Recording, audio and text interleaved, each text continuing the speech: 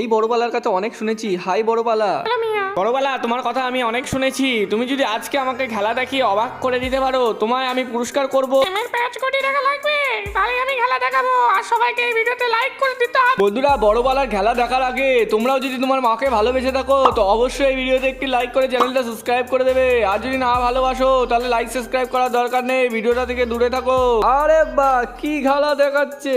আরে বাহ বাহ বাহ বাহ, আমার তো খুব পছন্দ হয়েছে তোর খেলাটা। আমি তোকে 100 কোটি টাকা দেবো, আমার খুব পছন্দ হয়েছে।